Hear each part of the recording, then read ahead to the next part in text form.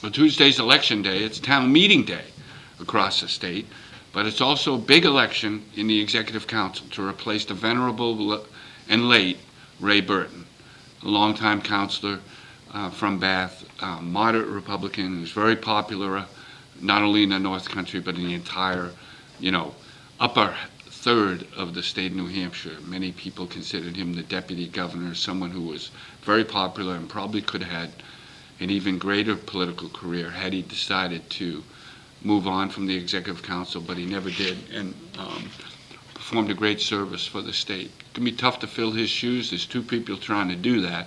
Mike Cryans, Grafton County Commissioner, Hanover Democrat, against former State Senator Joe Kenny, Wakefield Republican, very conservative, ran for governor in 2008, lost badly to Governor John Lynch at the time, only got about 30% of the vote. Really difficult to handicap this race.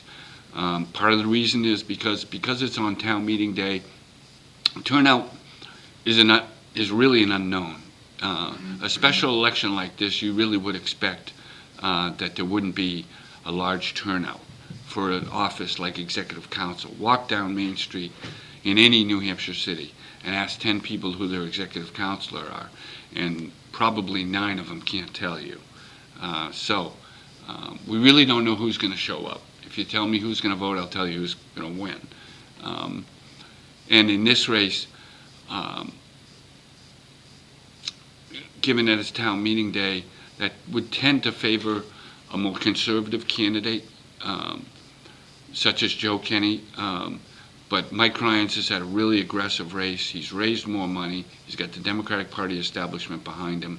He's a very good candidate. And frankly, I think I think this race here will be repeated in November. Whoever loses this race probably will run to try and win the race in November, where there'll be a much larger turnout and will be much more influence up above the ballot. And I think Mike Ryan's chances of winning this seat ultimately in November are really a lot better than his chances of winning this week, although we could pull it off. We'll follow it for you here at NationalTelegraph.com. As always, thanks for following me.